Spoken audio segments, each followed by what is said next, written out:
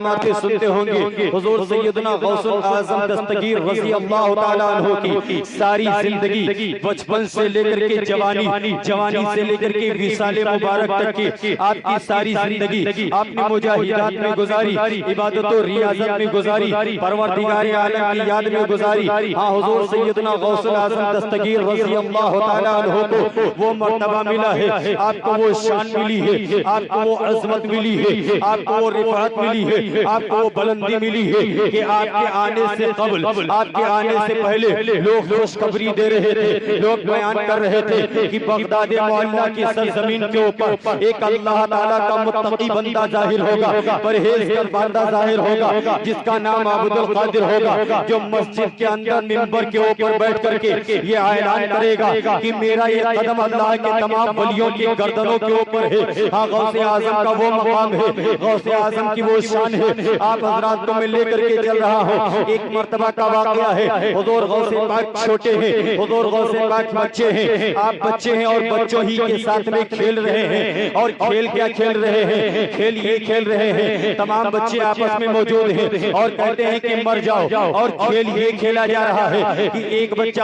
اس میں سے کہے کہ تم مر جاؤ، تو سارے بچے آنکھوں کو بند کر لیں، اور آنکھوں کو بند کرنے کے بعد میں پھر جب کہا جائے کہ اٹھ جاؤ، زندہ ہو جاؤ، تو سارے بچے آنکھوں کو کھول کر کے کھیلنا شروع کر دیتے تھے۔ یہی کھیل چل رہا تھا۔ ادھر جب غوث پاک کی باری آتی تھی تو جب حضور غوث اعظم کہتے تھے اے بچے مر جاؤ، اے بچوں مر جاؤ، تو اس وقت لوگ سارے بچے اپنی آنکھوں کو صرف بند نہیں کیا کرتے تھے بلکہ ان کی روح بھی جسم سے نکل جایا کرتی تھی۔ وہ غوث اعظم کی شان ہے۔ ایک عورت آتی ہے شیخ عبداللہ سومئی کی بارگاہ میں، حضرت شیخ عبداللہ سومئی کی بارگاہ میں ایک عورت آتی ہے غوث پاک کے نانا جان کی بارگاہ میں، اور آنے کے بعد میں بڑی پریشان ہے، بڑی گھبرائی ہوئی ہے۔ اس کے حالات یہ ہیں کہ اس کی 6 بیٹیاں پیدا ہو چکی ہیں اور 7ویں بار وہ پھر حاملہ ہے، لیکن اس بار اس کا شوہر اسے دھمکی دے رہا تھا، اسے ڈرا رہا تھا، اسے پریشان کر رہا تھا کہ اگر اس بار بھی تجھے بیٹی پیدا ہوئی، اگر اس بار بھی تو نے بیٹی پیدا کیا،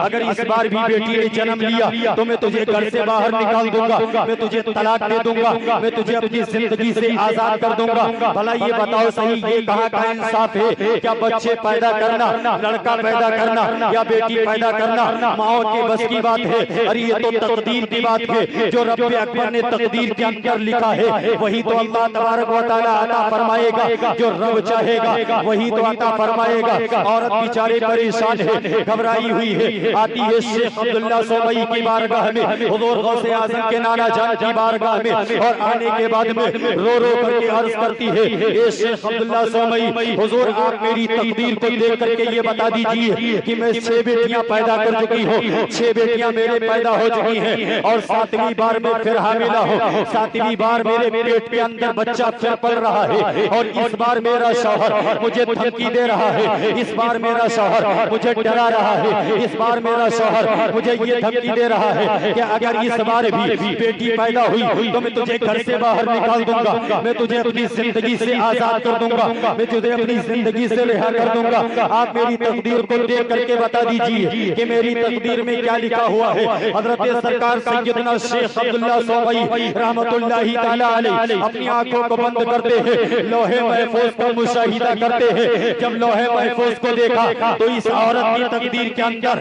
پھر بیٹی لکھی ہوئی ہے، اس عورت کی تقدیر میں پھر لڑکی لکھی ہوئی ہے۔ حضور غوث پاک کے نانا جان فرماتے ہیں اے پیاری بہن سنو سنو، قسمت کی بات ہے، تقدیر کی بات ہے، لکھے کی بات ہے، جو تمہاری تقدیر کے اندر لکھا ہے تو اس بار بھی تمہاری تقدیر میں بیٹی لکھی ہوئی ہے، اس بار بھی رب تمہیں بیٹی عطا فرمائے گا، اس بار بھی تمہاری تقدیر کے اندر بیٹی لکھی ہوئی ہے۔ عورت پریشان ہے، روتی ہوئی آئی تھی، اور جب یہ باتیں سنتی ہے عورت اور رونے لگتی ہے اور اپنی بات کو لے کر کے فوراً حجرے سے باہر نکلی۔ ادھر غوث پاک باہر کھیل رہے ہیں، بچوں میں کھیل رہے ہیں۔ حضور غوث پاک نے دیکھا یہ عورت آئی تھی تو روتے ہوئے آئی تھی اور جا رہی ہے تو روتے ہوئے جا رہی ہے، اس کا مقصد کیا ہے، اس کا مطلب کیا ہے؟ ارے یہ تو وہ دربار ہے یہاں پر جو آتا ہے روتا ہوا، وہ جاتا ہے ہنستا ہوا۔ ارے یہ تو وہ دربار ہے یہاں پر جو خالی دامن لے کر کے آتا ہے، اپنے دامن کو خوشیوں سے بھر کر کے جاتا ہے۔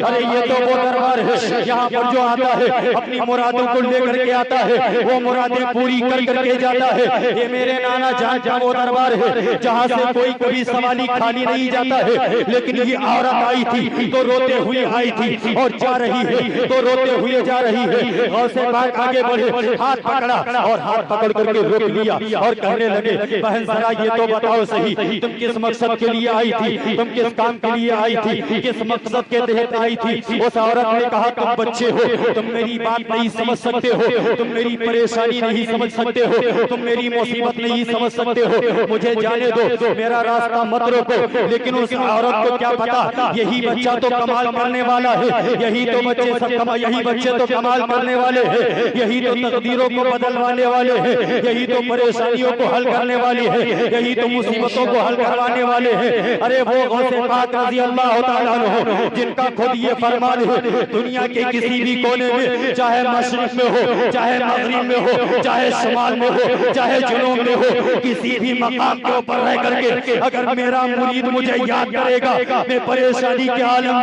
میں اس کی امداد کروں گا، اس کی مدد کروں گا۔ حضور غوث پاک کہتے ہیں بہن یہ تو بتاؤ صحیح تم کس مقصد کے لیے آئی تھی تو روتے ہوئے جا رہی ہو، تو روتے ہوئے جا رہی ہو۔ عورت نے کہا تم نہیں سمجھ سکتے ہو۔ غوث پاک نے کہا نہیں بتانا ہی پڑے گا، بتانا ہی پڑے گا، بتانا ہی پڑے گا۔ جب غوث پاک نے کہا بتانا ہی پڑے گا تو عورت نے پھر وہی الفاظ دہرا دیے، کہا کہ سنو میرے 6 بیٹیاں پیدا ہو چکی ہیں اور 7ویں بار میرے پیٹ کے اندر بچہ پل رہا ہے، لیکن اس بار میرا شوہر مجھے دھمکی دے رہا ہے، میرا شوہر مجھے ڈرا رہا ہے کہ اگر اس بار بھی بیٹی پیدا ہوئی تو تجھے گھر سے باہر نکال دوں گا، تجھے زندگی سے الگ کر دوں گا، تجھے طلاق دے دوں گا۔ غوث پاک مسکرانے لگے، بس اتنی سی بات ہے۔ نانا جان کے پاس آئی تھی تو نانا جان نے جواب کیا دیا ہے؟ نانا جان نے فرمایا کیا ہے؟ نانا جان نے جواب کیا دیا ہے؟ اس عورت نے کہا تمہارے نانا جان کی بارگاہ میں جب میں گئی تھی تو میں نے کہا میں پریشان ہوں، جب میری تقدیر کو انہوں نے دیکھا تو لوہے محفوظ پر جو لکھا ہوا تھا وہی بتا دیا۔ کہنے لگے بہن اس بار بھی تمہاری تقدیر میں پھر بیٹی لکھی ہوئی ہے۔ غوث اعظم مسکرانے لگے اور فرمانے لگے اے عورت ذرا سن تو صحیح، تو جا کر کے پھر نانا جان کی بارگاہ میں جا اور جا کر کے کہہ دے کہ جب رب نے آپ کو وہ پاور دیا ہے، جب اللہ نے آپ کو وہ طاقت دی ہے، جب پروردگار عالم نے خلاق کائنات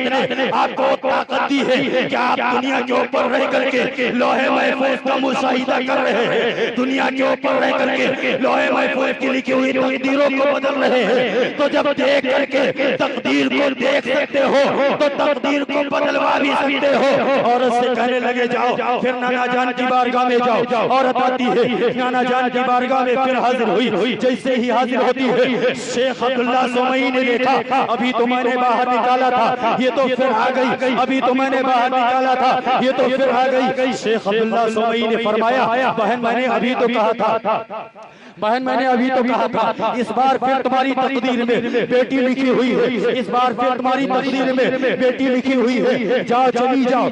چلی جاؤ۔ اتنا سنا عورت پھر واپس ہوتی ہے۔ غوث پاک چھوٹے ہیں باہر کھڑے ہوئے فوراً اس عورت کو اندر کر دیتے ہیں، پھر باہر آتی ہے، پھر اندر کرتے ہیں، پھر باہر آتی ہے، پھر اندر کرتے ہیں۔ اب جو غوث پاک کے نانا جان نے فرمایا اے عورت ذرا بتا تو صحیح کون ہے جو تجھے بار بار اندر کیے دے رہا ہے؟ غوث اعظم ابھی چھوٹے ہیں، عورت نے ہاتھ پکڑا اور ہاتھ کو پکڑ کر کے نانا جان کی بارگاہ میں حاضر کر دیا۔ جب نانا جان کی بارگاہ میں غوث اعظم حاضر ہوئے، جب ایک ولی کی نظر ایک ولی سے ٹکراتی ہے، ایک ولی کا چہرہ ایک ولی دیکھتا ہے، دونوں مسکرانے لگے۔ غوث اعظم نے فرمایا اے نانا جان جب رب نے آپ کو وہ طاقت دیا ہے، جب اللہ نے آپ کو وہ پاور دیا ہے کہ آپ دنیا کے اوپر رہ کر کے لوہے محفوظ کو دیکھ رہے ہیں تو لکھی ہوئی تقدیروں کو بدل سکتے ہیں۔ شیخ عبداللہ سومئی نے فرمایا بیٹا عبد القادر اس کام کی اجازت میں تمہیں دیتا ہوں۔ غوث پاک باہر آئے، عورت کا ہاتھ پکڑا اور فرمانے لگے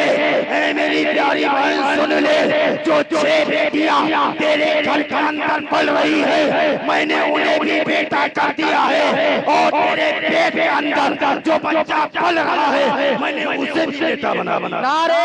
تکبیر، نعرہ رسالت، علماء اہل سنت، نعرہ تکبیر۔ تکبیر نعرہ رسالت اعلیٰ حضرت فرماتے ہیں واہ کیا مرتبہ غوث بالا تیرا بے شک سبحان واہ کیا اللہ مرتبہ اے غوث ہے بالا تیرا